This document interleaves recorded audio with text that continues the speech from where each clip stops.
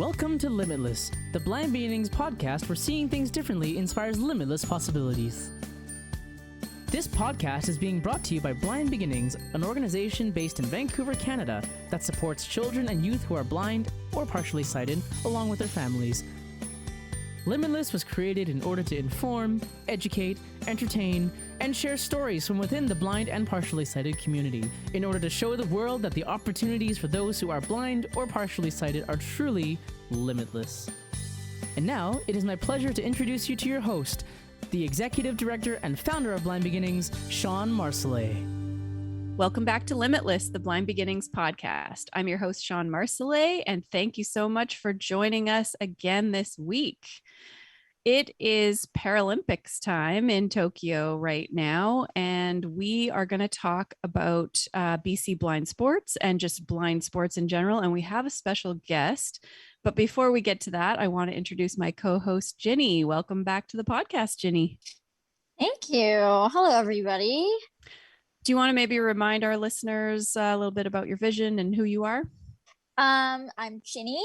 I am 21 years old. I am completely blind and have been since birth, and I am a Blind Beginnings youth mentor and youth volunteer.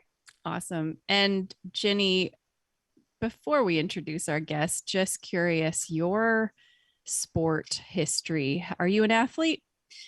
Yeah, no, definitely not an athlete. But this is a topic I was interested about because when I was younger and growing up, I was very limited in physical activity and sports, because of the societal beliefs and expectations. But as I got older, it's begun to become a little bit of an interest. And recently I've started looking to join track and field because I want to do accessible track and field. So I'm just at the very beginning stages of that. And I actually want to learn more myself about BC blind sports to see what they can do to help me figure that out. So I can definitely become more involved. Okay, so we have with us today a very, very special person, the president of BC Blind Sports and Recreation Association, but also one of my teammates from when I was on the national cycling team. Welcome, Brian Cowie. Hi, Shawn. Nice to be here. Yeah, thanks for being here. Why don't you tell our listeners a little bit about your sport background and history? Wow, it goes a long way back. I'll give you the Coles notes. I'm partially sighted, so when I was in high school and in my teenage years, I could see well enough to play sports. So I played football, baseball, rugby, and then after I got out of school, I played rugby a little bit on some local teams, but then I kind of backed off on my sporting career for a while. But I always watched it. I've always been interested in sports, and I've always kind of wanted to get my toe back in it. So I guess when I was about 35-ish, a cousin of mine came to town to do the Vancouver Triathlon. And I had watched triathlons, never thought I'd ever want to do one because I wasn't much of a runner. I didn't really want to run. But I went to the race and I watched, and I got so wrapped up and excited, and the crowd and the music. And I thought, I want to try one of these. So I tried a little one, a really short one. And that only took like about 45 minutes, and it nearly killed me. But I was happy that I finished it. And then, I'm kind of like, what's next type person. Like, if I did this, then how about this one? And then I kind of just started working my way up. And then my same cousin, he was doing the Ironman Canada Triathlon. I don't know if you know what that one is. That's a big 4-kilometer swim, 180-kilometer bike, followed by a full marathon. And I went and watched that, and I thought, I think I could do this. I'm not very smart. So I did it. And I had told my wife at the time that I told her, I said, this is going to take a lot of training. I'm going to be like out of the house a lot. I just want to do this. So I just wanted to do one. So I did the one.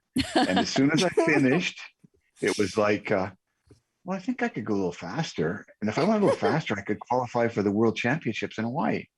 So that started the ball rolling. It was 10 Ironman in a row. Did make it to Hawaii 2 or 3 times. I qualified for Hawaii. And this was all able-bodied. I was not doing it visually impaired. Mm-hmm. Although I was visually impaired, but I wasn't doing it visually impaired. Okay. So no guide at all? No guide, just on a bike by myself. No, just doing it all by myself, which I guess if you were to look from up above, my swim was definitely not straight. I was all over the place. I would go down the hills on the bike way slower than everybody else because I didn't want to go too fast. And the run was fine. I could, I wasn't going that fast that I had to worry about anything. I was okay there. So maybe you would have been like medaling all the time if you could go straight and speed down those hills, and if you actually had a guide. I could have gone faster. Yeah. I could have ran a coach because I didn't know what I was doing. I was just floundering around. Think I would train all year and I would do the race and I would think, oh, well, the run wasn't so good. So maybe if I do a little more work on my run next year or for next year, it'll be better. So I had took me a whole year to find out if what I was doing was making a difference. Right. But, and then in the mid 90s, I happened to be watching TV and I saw one of our BC Blind Sports alumni, Jason Delassalle, was at a track and field event. And I noticed that he was not totally blind. I kind of knew about the Paralympics a little bit, but I thought you had to be totally blind to be not partially blind. Right. So I thought, well, he can sort of see what he's doing. So then I made a few phone calls, got a hold of BC Blind Sports. We talked a little bit about the different sports, and the one that appealed to me most was the tandem cycling. So I got into that, found a couple of pilots, worked my way for a while, and then finally went to the games in Sydney. The Paralympic Games in Sydney was my first one. So I was on the national team from 98 until 2012. Went to the games in Sydney. I went to the games in Athens and then with Shawn, and then went to the games in Beijing. And that was my last games, although I'm still active. Yeah, you're still active. How many days in a row have you trained? Well, I did a couple of Ironmen since I stopped competitive cycling. So I'm still in the triathlon thing a little bit. And I wanted to do one more Ironman before I gave it up because I'm getting kind of old. So I signed up for the Ironman Canada, which was back in Penticton, which would have been sort of full circle, would have been where you started finishing up there. Yeah. Cool. And so I signed up for that in late 2019. And I started, I was training before, but I started seriously on January 1st of 2020. And I started training and I had made it through a couple of months and I hadn't missed a day yet. And then I just thought, I wonder how long I could go without missing a day. And then I got to about 6 months. Now the COVID thing was on. So the race was off, but I was still training. So I got to about 6 months and I thought, I wonder if I can make it a whole year. So then I got to the year and I thought, well, I don't have to do it now. I made the year. But I think, well, if I miss a day and I decided I didn't want to quit, I wanted to keep going, I can't make it up. So I'll just keep going. So now I'm at 610 or something like that. Wow. Wow. My goodness. Of continuous days. Now I'm afraid I don't know. I don't know when I'm going to stop. Oh, wow. Well, let's see if you can make It's it to part of my day now. 700. It's like breakfast, dinner, training. Oh, Wow. I'll make it to 700. I'll make it to 700 easy. So you talked a little bit about like how you got started, and you did mention BC Blind Sports. And before we talk about more of your athletic career, for our listeners who maybe don't know about BC Blind Sports, can you tell us a little bit about who they are and who they support, and how do they do that? Okay. BC Blind Sports is a nonprofit society, I think, or they're a nonprofit organization. Started in 1975. They wanted to send some athletes to the nationals in Ontario to be selected for international games. I don't think it was called the Paralympics then. So what we do at BC Blind Sports is we provide opportunities for any resident of BC who is blind or visually impaired to lead an active lifestyle, and of all ages, from little kids up to old timers like me, and from all different levels. It can be a recreational thing, all the way up getting athletes ready to make the next step to the national sport organization, and then onto the Paralympics. It's And really Shawn and I are an example of two of those.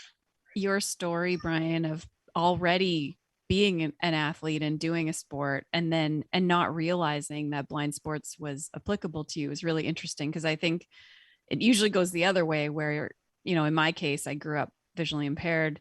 I didn't even really know there was a Paralympics or that blind athletes could compete until I was in my teen years, which I guess isn't that old, but I just went through the school system not thinking that I was athletic, and then learned later that, there is actually sports blind people do, and I can actually be good at sports. So it's really interesting that you had to find them.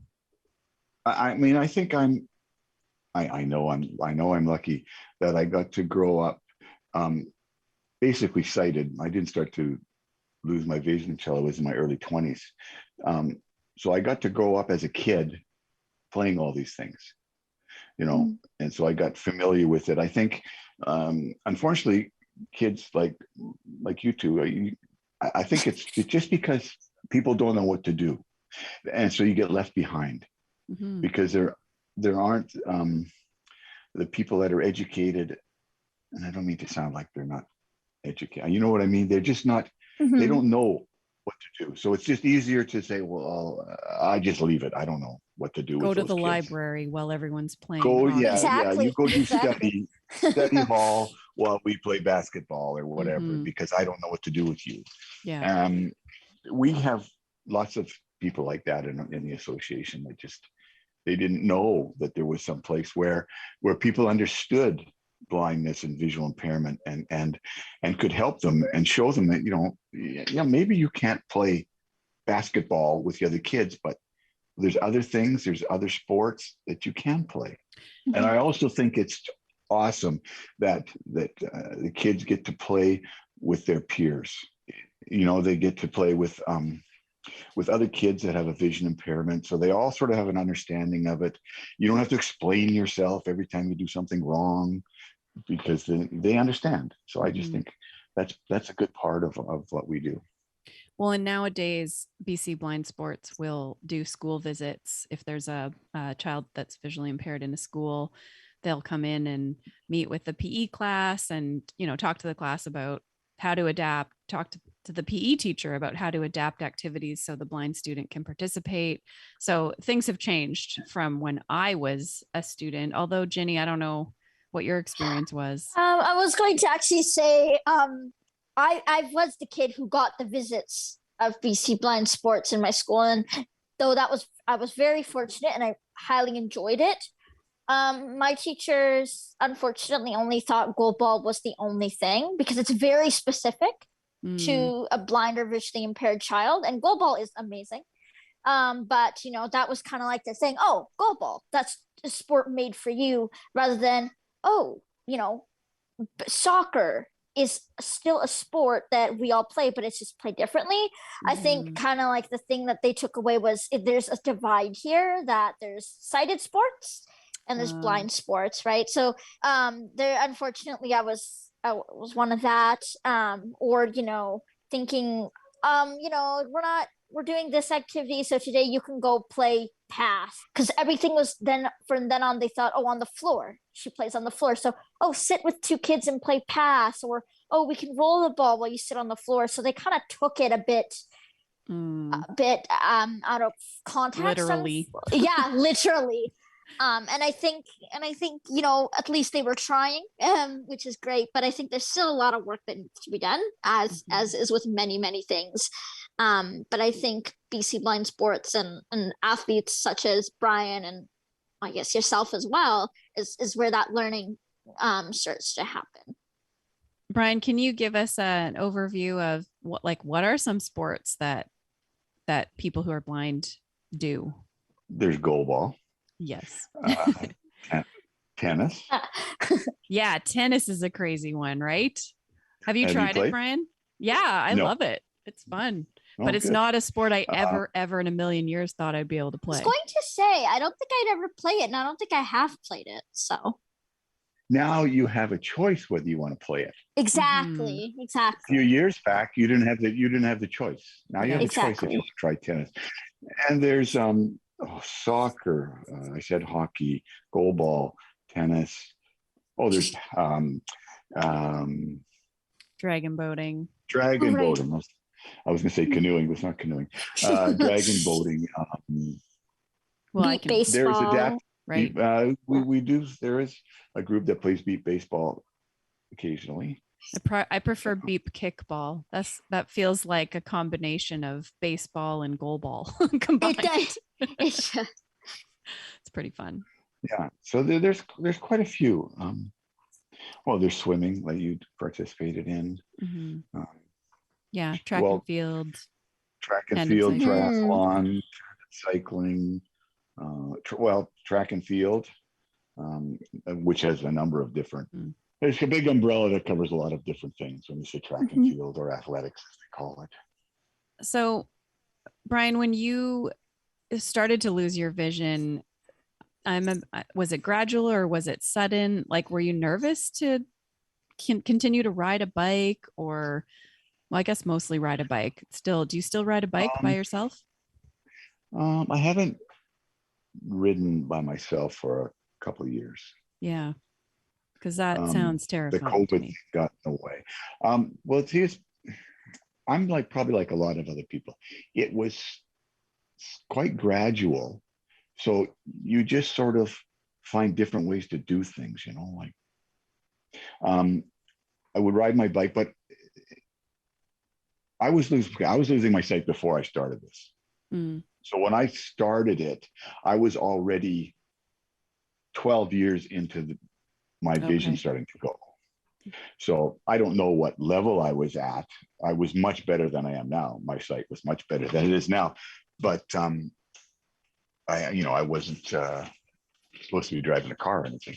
Right. That's another thing. I was driving when I started. So it was kind of hard to decide, is this the day I can't see well enough anymore to drive? Oh boy. Yeah. Yeah. Because even when I was at my ophthalmologist, I would say something like, well, are you supposed to tell me if I can drive or not? And he would say, well, no, I can't do that. I can't tell you can't drive. And I thought, well, if you can't tell me, who can? No kidding. Wow. Yeah. I think it might be a good idea if my vision is not good enough that you said. And it was around the same time that I started the triathlon, was about the same time I stopped driving. So riding my bike was easier than driving because you're going much slower. And when I rode, when I did my training, which was almost every day on the bike, I would just do the same road every day. So I wasn't, coming up against surprises, unless there was, of course, a big road construction sign in the way. Yes. So I just would do the same route all the time. So, I would stop and cross. If I had to cross traffic, I would stop at the nearest light and cross at the light. And then, I just do a lot of things to adapt. That you think, like people say, well, how do you get over there? Well, I go 2 blocks up I cross at the red light, and I come back on the other side, and Yeah. I stopped at lots of green lights because I wasn't sure. That's good. I Yeah. So you're and I cautious. always had the thought that everybody out there is out to get me. So don't Trust take no one. Trust don't no take one. it for granted. Trust nobody.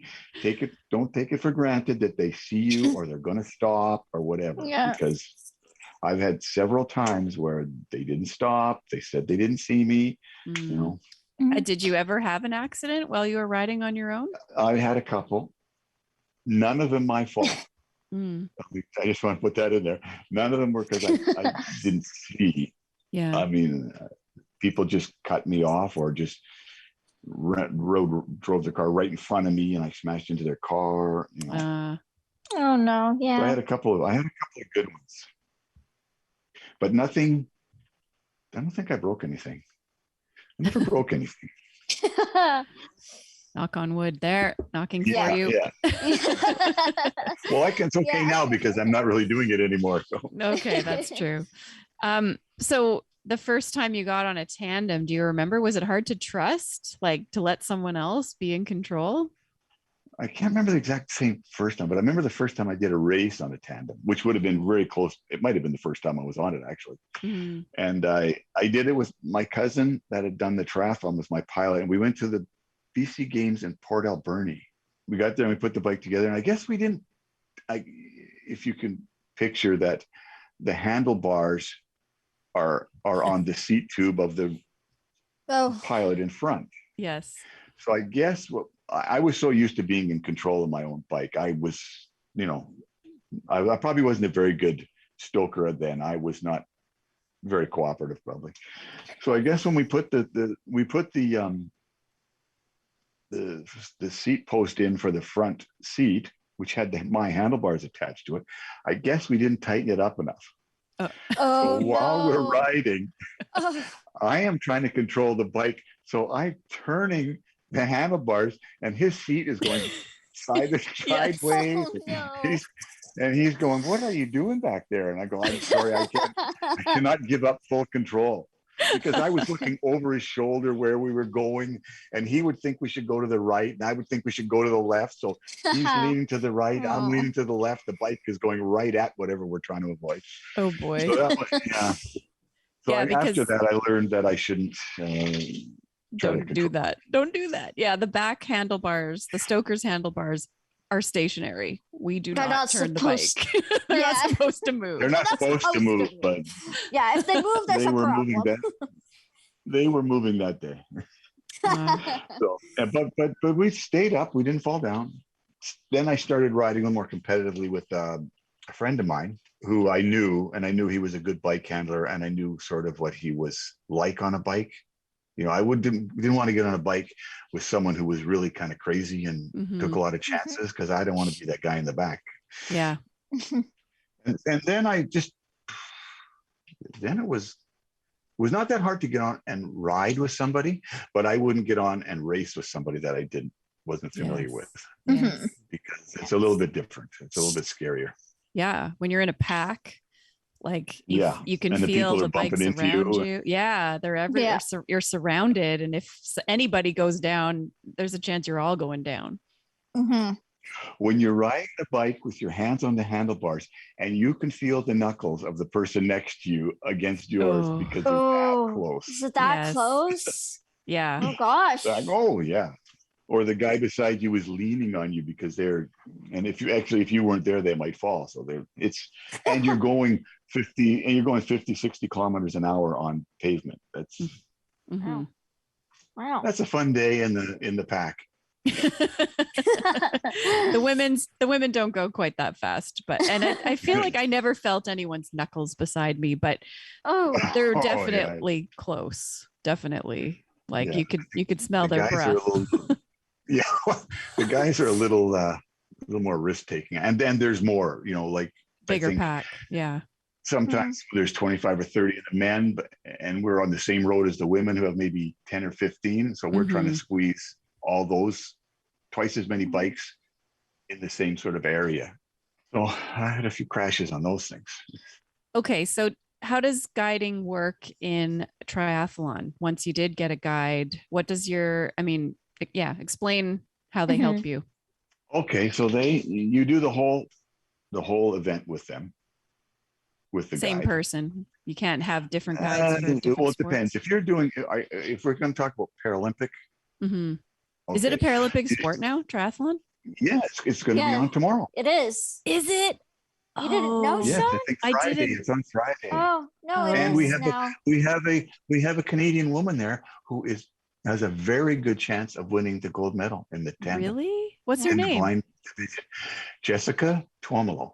She is very good. She run a few races leading up Awesome. to this. So yeah, she's quite good. I think she used to be a swimmer. Very cool. But yeah, so you have the same guide does everything. When you swim, you have to swim beside them. You can't swim behind them. They call I don't understand why, because maybe it's so like they don't drafting, drag but you. you're allowed to draft in the swim. Well, maybe the dragging part, but you're allowed to draft in the swim.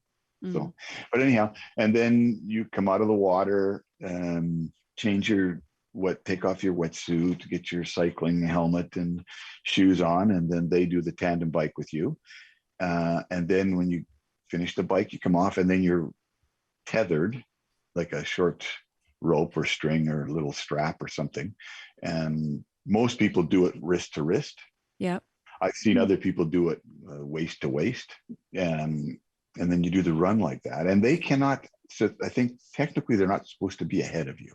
Okay.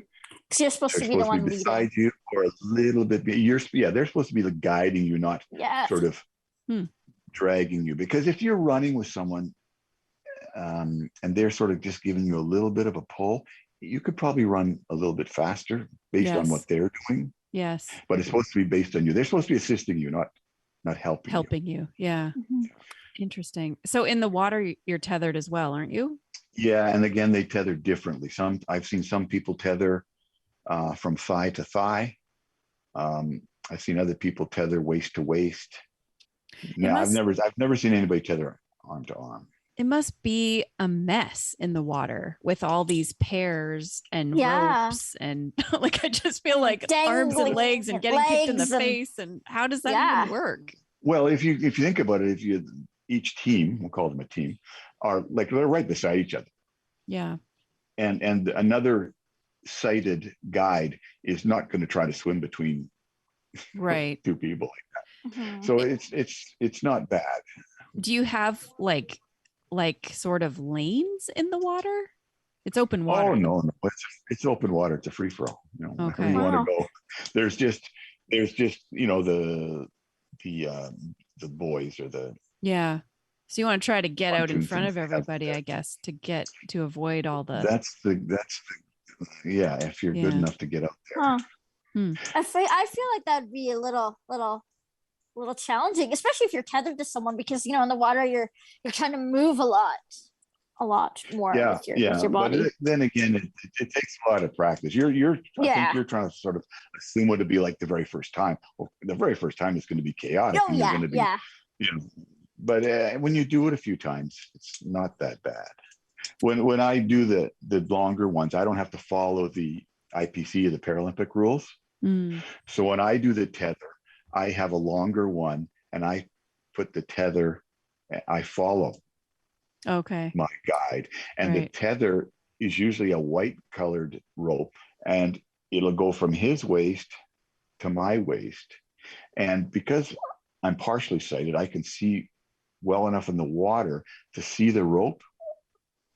So for me, I go straight now, because that acts like the black line on the bottom of the pool. Yeah. Like the black line on the bottom of the pool. So as long as the guy I'm with is going straight, I'm going straight too, which is it's an unusual thing for me to be straight.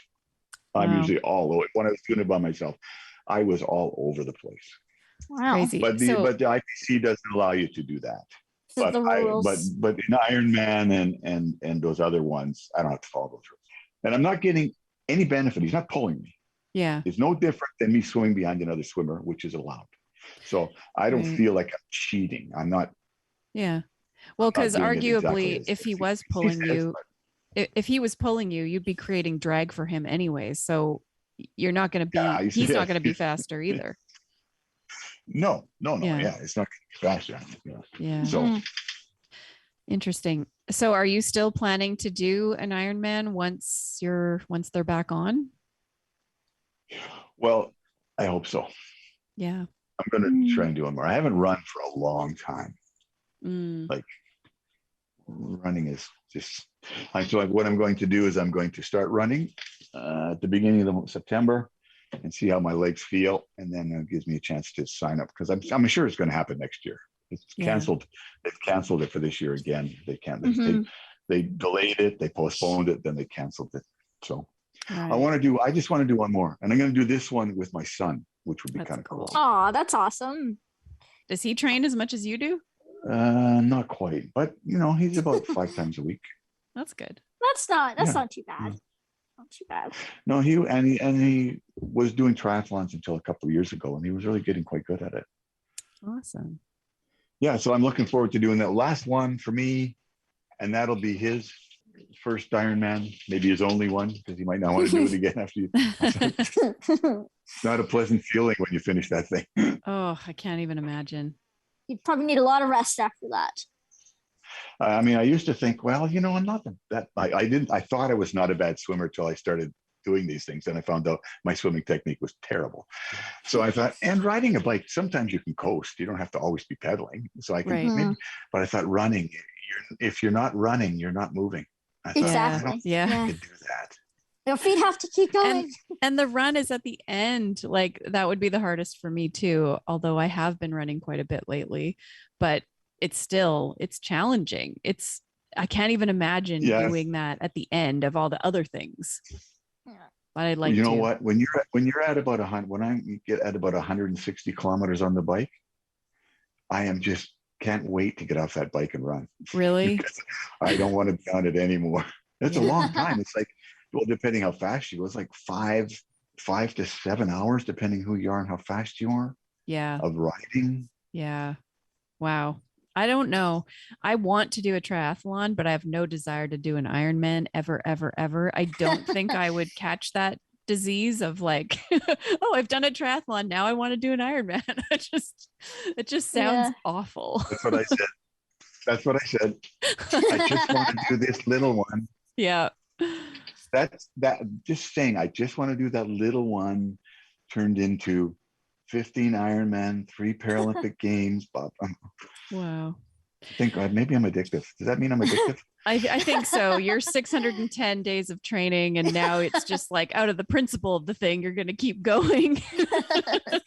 Well, after I did my first couple of Ironman, I thought it was like, what's next? So I found this race called the Ultraman, which is over 3 days. So the first, I don't know, I can't remember exactly. It kind of splits up, but the swim was like 12 kilometers.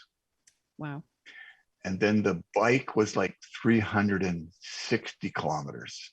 Wow. And then the run was a double marathon. Oh my goodness. What is... So I think the first day you did the swim and maybe 100K of the bike. Okay. And then the second day you did 260K of the bike. Okay. And then the last day you ran it'd be like 84 kilometers. Oh. I went to a school camp with my kids, and they used to go to a camp the first week of school, like a bonding thing, for they went to a private school. So I went, and as a volunteer parent, the only father, well, that was like another experience. But I was running down this trail that had some rocks, and I kind of tripped over a stone, and I put my leg down, and it was straight, and it kind of tried to shove my leg through my hip, and I broke my hip. So that was right when I was getting ready to do that Ultraman. So that kind of put that one on hold. Oh, darn. Yeah. And then though I went to the orthopedic surgeon. He says, well, you're not a runner anymore. Oh. That's sad. But I've done like 6 or 7 Ironman since then. So you made a liar out of him. I just said I'll run till it hurts. Now you're doing Ironmans with a recovered broken hip. Yeah. Okay. Jeez, I feel like you truly must be made of iron. Yeah. An Iron Man. or I got a head of stone. One of the other. Yeah. So how has COVID impacted BC Blind Sports? What's been happening there since COVID? We really had to shut down almost everything. We had some virtual things going. Like we kept our seniors virtual workout going. I think they kept the yoga going, which is a seated yoga. It's but most of the other programs we had to shut them all down. Mm-hmm.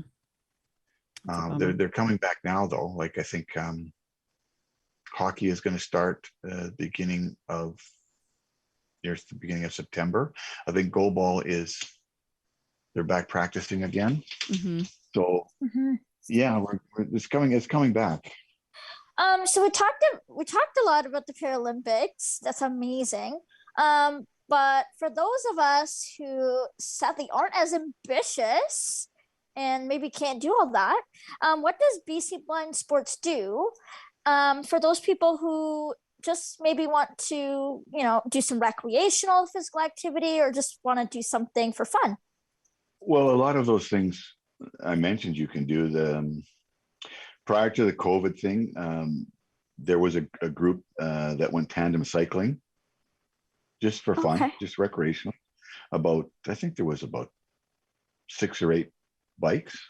So tennis is just for fun. I don't know if you want to play hockey, but it's just go ball. I've never played go ball, and I don't know. They seem quite competitive. So, but I'm assuming that there is a recreational aspect to it too. It's open to all levels, but it sort of leans towards the competitive side, I would say. That's what I thought. Yeah. Track and field. Again, I don't participate in track and field, so I have never done that. So I don't know exactly. I'm assuming they can help you find a guide if you don't have one. Mm-hmm, that's what I was going to ask. Yeah. They have a volunteer pool. They have a volunteer pool that can help you. Yes, they do. I have a volunteer guide runner right now that I run with once a week. And then I've also in the past had gym buddies that they volunteer to help me in the gym to train. So yeah, Blind Sports can certainly help find you somebody to help you do the activity that you want to do. Mm-hmm. Another question that just came to my mind, for people who maybe want to join like a local team, recreationally or for training, does BC Blind Sports help facilitate some of the advocating with the person interested to the coach of the team or things like that? Just because I know in personal experience, a lot of coaches and people get nervous when there's a blind or partially sighted person coming onto their team. Yeah, well, I guess it would depend what the sport was, whether it's a sport that you need a guide. And we have a guide orientation program. So if there was somebody who wanted to help you but was not familiar with visually impaired people, we have a program that helps them learn that. And I'm sure that our program director would contact a coach or whoever's in charge of the group and talk to them about it. And, maybe just let them know that, it's possible for this person to participate. You just have to maybe make a few adaptations, Yeah, don't let any of those things hold you back. I think that's a great message. Don't let that hold you back. Contact the office and talk to. There's 2 or 3 people you could talk to. Probably Susan or Mike, and they could help you. How can people get in touch with Blind Sports? Putting you on the Well, spot. I know the phone number if you don't. no, I know the Okay, phone okay. number. Or the I was website. just going to say, you can check the website, and you could call the office. You want the number? 604-325-8638. So what's the website? The website, www.bcblindsports.bc.ca. Awesome. Thank you. And lots of information there. And I want people not to be intimidated. Don't be afraid to phone. There are no stupid questions. Every question is valid. So don't think that it's, no, I can't ask that question. I'll sound like I don't know what I'm talking about. There's no bad questions. So don't be intimidated.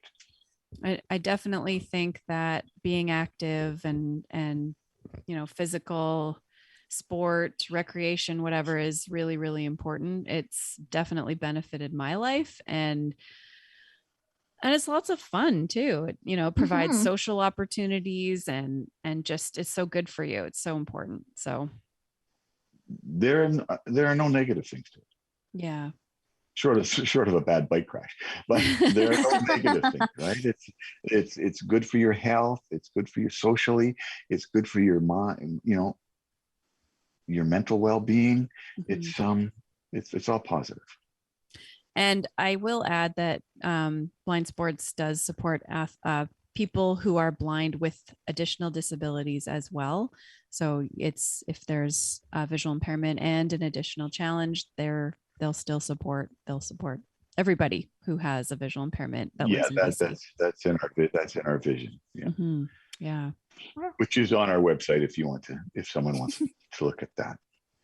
But even if you happen to check the website and you don't see a sport that you are interested in, it might, just still call the office and ask. Mm-hmm. There may be a way that they can help you get involved in that sport that may not be listed there. That's a good point. Yeah. Because sometimes it is, helping you integrate into a program, educating the people that are there, and together figuring out how to make this work. Yeah. Yeah. So what is next for you, Brian? What's your next goal? Well, it's about training day 611. That's my goal every day. Nice. No, my next sort of competitive goal? Sure. Well, I guess it'll be the Ironman next year. I mean, I'm going to start playing hockey again with the group in September. The problem with me is I don't really have a recreational button. Right. My button is always on competitive. Yeah, I'm a little that way. I'm always like, sometimes I'll say, take it easy. You're just playing for fun. But I find that I'm just, so when I go to play hockey, it's for fun, but I'm competitive. But the next sort of race thing will be, the Ironman. I might do a couple of races before it just to get warmed up. Yeah, I don't think I want my first race with my son to be an Ironman. I think we might have to do a shorter one than that. Yeah. Yeah. So we'll probably hopefully do a couple of races, and maybe one in the late spring and one in the early summer. And then hopefully the Ironman the Ironman will be 1 year from this Sunday. Oh, wow. Okay. Exactly. It was supposed to be this Sunday. Yeah. Well, good luck. So that's I feel like I hope you get to do it. Yeah, I hope my body allows it. We'll see. Mentally, I'm raring to go. Yes. Well, you do need recovery days, like 610 days in a row. I don't want to break your good streak here, but you do need to recover too. Just saying. Well, some people call them like a recovery ride. Yeah. They still ride. Like even those guys in the Tour de France, when they have their rest days, they still go for a couple of hours to ride. They don't rest and do nothing. Right. So yeah, okay. I'll just take those easier ones. I won't do them that hard. Okay. All right. Because I'm afraid to stop now. I'm like, I know. You're going to break. Is there a world record of days in a row of training? You should look it up. No, but I'm sure there's some guys who've got 20 years You think? nonstop. Well, you keep So going, you know and that- you can achieve that too. Yeah. I'll make that. Yeah. The one thing I've noticed about that is that means that in those 600 and whatever, I've never been sick one day, Yeah. Wow. That's Yeah. awesome. Good for you. which is, I don't think I've ever gone a whole year without being sick before. Mm-hmm. Knock on wood. Well, hiding away from Yeah. COVID has helped with that a lot. Yeah. I think the mask and the washing the hands and avoiding people, Yeah. that's the reason. That's all it takes. Yeah. Yeah. Cool. Live like a hermit. Well, thank you so much, Brian, for joining us. It's been amazing to catch up with you. You are, as always, so inspiring. And I hope that I am just like, well, no, actually, I don't want to be just like you. I don't want to do any Ironmans, but I hope I'm as fit and healthy as you are when I am your age. So thanks for being here. Yeah, thank you so much. Well, let me Brian. just say one thing, Shawn. Yeah. I remember when you were talking about your plans for your association, your Blind Beginnings, and I'm so proud of you for having the idea, following through on it, and it's become such a success, and you've helped so many kids that you're my inspiration. Oh, thanks, Brian. Oh, and you're both my inspirations. Aw. Thank you. That means a lot. Thank you. I think about it. I think about you and your work there a lot, Shawn. So Aw. Thanks. keep going. Okay. Are you okay? Thank you. And thank you, Jinnie, for joining as my co-host today. Yeah, thanks, Shawn, and thanks, Brian. I've definitely learned some things today. Well, All right. thank you. It's been great. You've been listening to Limitless, the Blind Beginnings podcast. If you have a question, a comment, a future topic request, please send us an email to limitless@blindbeginnings.ca. Please share our podcast with a friend, like and subscribe, and join us next time. This podcast has been brought to you by Blind Beginnings, an organization based in Vancouver, Canada, that supports children and youth who are blind or partially sighted, along with their families. Music for this podcast is composed by Shawn Bishop and Clement Chow. Production and audio editing by Rob Minot.